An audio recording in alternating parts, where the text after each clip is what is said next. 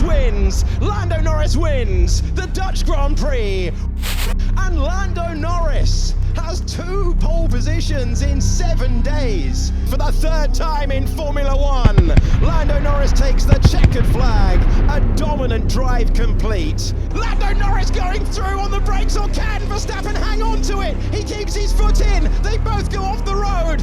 This is brave from Lando Norris, trying to go around the outside. Max Verstappen barges his rival off the road. Another 10-second time penalty for Max Verstappen for leaving the track and gaining an advantage. It will be a 10-point swing in the Drivers' World Championship after Lando Norris finishes in 2nd. Yeah, it's a bit of a cliche, but we seem to like cliches, don't we?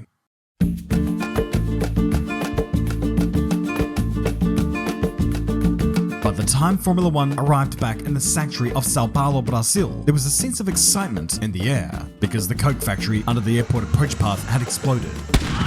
Not that the folks in and around the sport really needed anything more to be excited about. You just saw that that gap at the top of the standings was diminishing. Not by a hell of a lot, but it was enough to bring out some of Max Verstappen's more interesting driving tactics. Pushing Lando Norris off the track in Mexico, which, I don't really care what flag you fly, was just messed up. This ain't like pushing someone into a swimming pool or an active volcano. People's lives are at stake here. Well, whatever the case, it was a new week and a new location, the Interlagos circuit, or Autodromo Jose Carlos Pache, if you fancy. There are very few things that we as a community agree upon, but one of them is that this track is one of the absolute best on the entire calendar, and that it should 100% be the permanent finale for the Formula One calendar. Sorry Abu Dhabi, but you just ain't that track. It's the last true coliseum of Grand Prix racing, and it'll always throw up a banger. There is something else, however, even if it's not needed, that can make these races even more interesting. It really don't matter what you've got planned. If rain is forecast for an Interlagos race, you don't miss that for anything. If you've got an appointment with the afterlife, you tell that Grim Reaper to go get the on, because you just cannot miss these things. And apart from producing some great racing, it also seems to bring out the best individual performances from drivers for whatever reason. An example of that was back in 2016, when Max Verstappen produced one of the most memorable drives that you would ever see. The track was a lake and you could barely see the steering wheel, but drivability and visibility? That stuff is overrated, and he proved that weekend. Could we see the same thing this weekend? Well, not if McLaren would have anything to do with it. Friday belonged to them. Lando topped the practice session and was on course to get pole position for the Saturday sprint, only for Oscar Piastri to come along and piss in his cornflakes. Not that it mattered a hell of a lot. Team orders were bound to come up in this race. I mean, there was no way they couldn't. Sure, it's rancid and no one likes it, but if you're a team principal of a team that stands to benefit from it, you're not going to give 2 shits about morals and ethics here. In Formula One, you're in the business of winning. It's a dog-eat-dog world out here. It wasn't a matter of if, but when. That when was taking a mighty long time to pop up in the sprint, however. No doubt it was made difficult due to the annoying presence of Max and Charles Leclerc. Once Max dispatched of that Ferrari, it appeared that we were on for a showdown between the Bull and the McLarens with a handful of laps to go. But then Nico Hülkenberg's Haas suddenly lost the will to live and pulled off the track to end his race. With the car in a vulnerable position and a driver walking on what was effectively a live racetrack, you would have expected at least a virtual safety car right away. But instead, we were waiting and waiting until eventually it did turn up, but not before McLaren dug their heads out of the ground, switched their drivers, and gave Lando the lead. The VSC ended on the last lap. Lando took the win, whilst Max was handed a 5-second penalty for getting a little bit too trigger happy before the VSC ended, and thus dropped him out of the podium into 4th. To a lot of people, the timing of the VSC was interesting, to put it mildly. Some of the more candid people claim that this was all done at the behest of race steward Johnny Herbert to help secure Lando the win. Personally, I thought that theory was a load of caca. I mean, come on, correlation does not imply causation. Not everything needs to be a conspiracy, but one thing was for certain. That VSC took way too long to deploy. Even giving them the benefit of the doubt, it seemed pretty slam dunk, and it appeared that they were off getting a coffee or something. After Max remarked that there was bias in the paddock and that he had the wrong passport, as well as Herbert's heavy-handed punishments in Mexico, there was a narrative that yes, there is an agenda against the Flying Dutchman. And if Saturday pissed people off, Sunday morning did nothing to calm them down. Rain on Saturday turned the circuit into a lake, ironically, and thus the qualifying session was shifted to Sunday morning. The surface water had drained away somewhat, but the circuit was still being pelted by Brazilian rain. If anything, this was good news for Max. He is a rain master and he's got history here. This should be his bread and butter.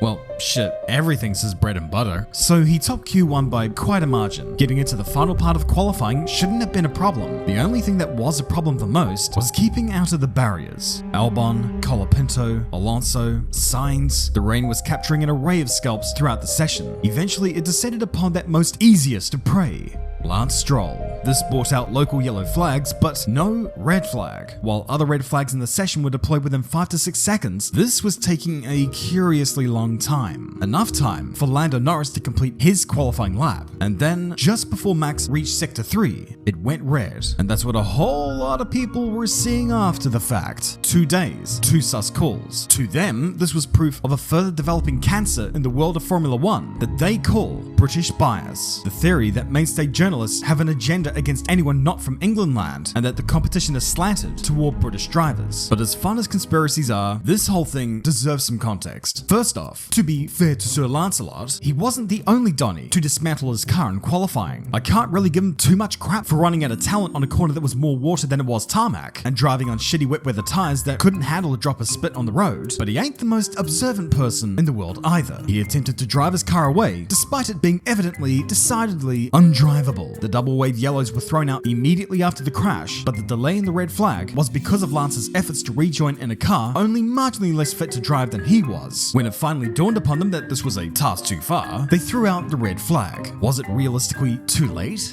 Yes. It should have been immediately apparent that Lance was not going to get going again. However, if the red flag was thrown out in the 5 to 6 seconds after he crashed, as we may have wanted, Max would have still been knocked out, and Lando would have still gotten through to Q3 by virtue of Leclerc knocking Max down to P11 exactly 1 second after the yellow flag was thrown. To Max, he felt he was hard done by, but sometimes that's just the luck of the draw. This was just one of them, well, shit moments. Lando would start from pole position, while Max would start from P12. No, wait, hold on. Make that P17, thanks to a gearbox change penalty. You might say that this was Lando's time to capitalize, but that would mean writing off Max Verstappen, which is a really stupid thing to do. Then again, there are some things that are even stupider.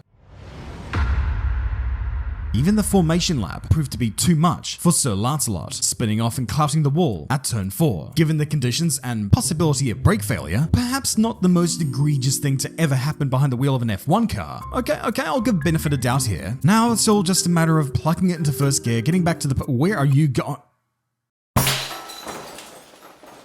You know how I tried to defend this guy to some extent, saying that he does have some merits and deserved at least a bit of slack? Yeah, I'm totally out of patience. This is the standard we've set, folks, and I have had enough of this guy. But I'll save the ass kicking for a later video. Not that the Looney Tunes ended there. When the marshals tried to dig Lance out of the sandbox, the start was aborted. But rather than staying there on the grid, as per the rules, Lando decided to bugger off on a new, exciting adventure and caused mass confusion. This was clearly a breach of regulations, but the stewards would investigate later on. For now, Lando had another problem on his hands.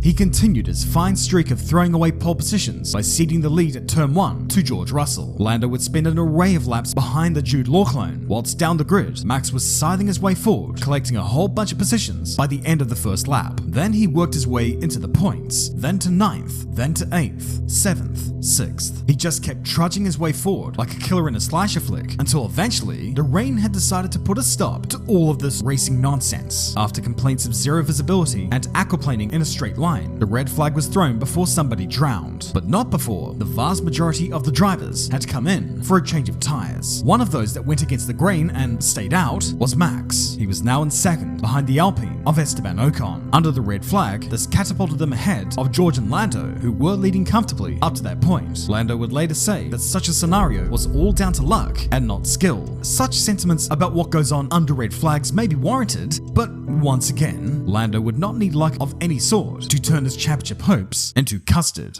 the race eventually got back underway, minus one Franco Colapinto, who left his talent at home that weekend, and one Nico Hulkenberg, who was disqualified from the race after the marshals helped unbeach his car. At the resumption, for some extraordinary reason, Ocon began to pull away from everybody, including Max. After a whole year of the Alpine being complete merd, now they're being serious? Okay, I guess. Conditions were still tricky though. The bear spun off at the sweeper and gave the barriers a nibble, while Ferrari counterpart Carlos Sainz backed his car into the wall and converted the SF24 into a Formula Ford. Both of these incidents taught us all a very important lesson. A wet racetrack is slippery. But however obvious, this was information that Lando Norris had not taken on board. And so he fell down a couple of positions, rejoined the track in a sub-safe manner, while up the front, Max took the lead from Ocon. After this, Max began to set fastest laps, again and again. It almost seemed as if he was doing this for shits and giggles, until on lap 69, he crossed the line to win his first race since Spain. 10 races ago, in one of the greatest drives you would ever see in the wet. With 3 rounds remaining, the gap between Lando and Max was now 62 points. Oof. Of course, the pain wouldn't end there for Lando. He was being absolutely torn to shreds on social media due to his bungling of the race and post-race comments. And that aborted start malarkey was still under investigation, and he was bound to be punished. So what, might you imagine, may be said punishment? Time penalty? Grid penalty? A promo code for Raid Shadow Legends? No. Instead, he was given a €5,000 fine and a reprimand.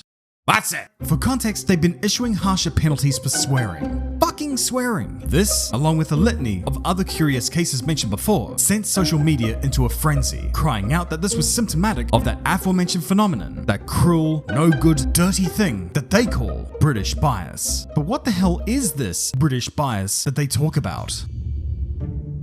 Even back in a time where the world was in black and white, journalistic reporting of events was never quite bipartisan. It was a German car and a German team, but who cares? The driver was British.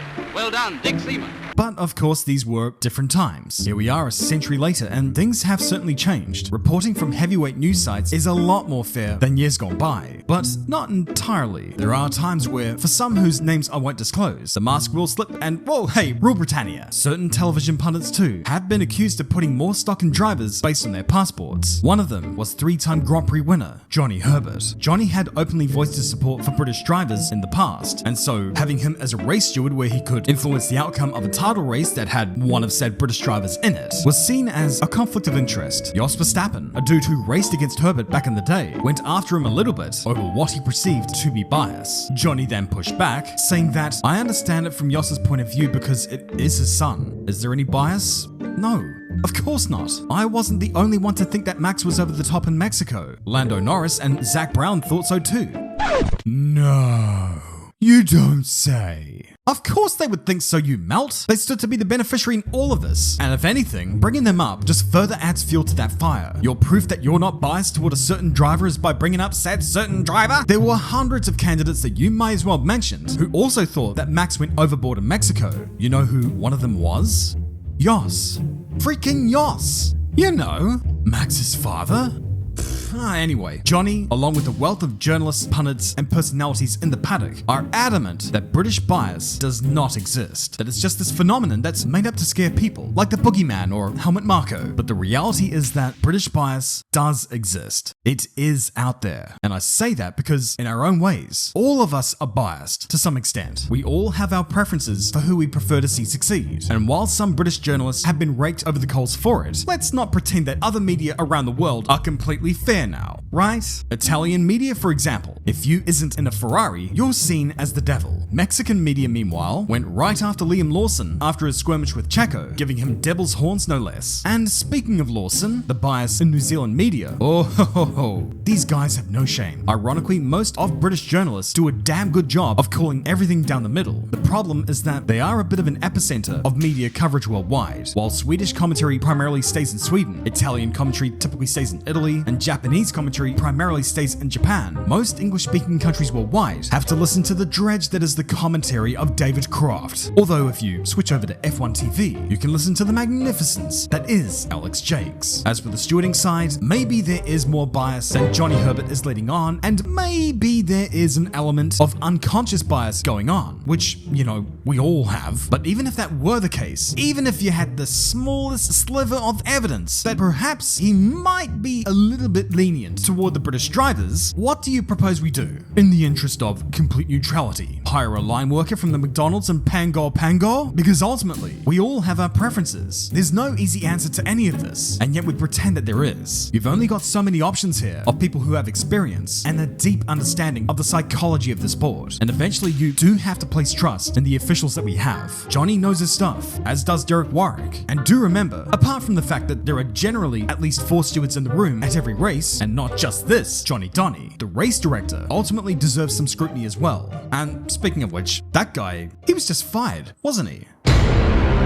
Oh yeah, before we wrap this up, there is something else that needs mentioning. In the post-race press conference, Max made these remarks. I have a quick question here. I mean, I appreciate all of you being here, but I don't see any British press. They have to run to the airport, or they don't know where the press conference is. That's hilarious. At face value though, this again carries that whole British bias narrative, and it does appear to be sour grapes from said British media. But according to professional photographer Jamie Price, who was actually there was no Dutch media in attendance either. Instead, there was one French journalist, which, you know, is pretty fair, 4 Brazilian ones, the host Tom Clarkson, the TV operator, and Jamie himself. The vast majority of the media were instead in the media pen in the paddock, as this conference is typically recorded and transcribed anyway. Everyone took Max's comments in good cheer, and it did appear that Max was more taking the piss than actually being serious. So if we're trying to prove that there's an agenda against Max or other non-British drivers, I don't know if this is a hill we want to die on. But at what point do you start asking these guys to explain their decisions? And are those questions coming from a place of our own personal biases?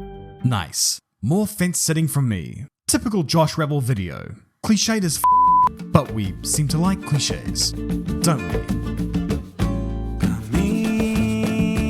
Camina, caminadora, sigue a donde va.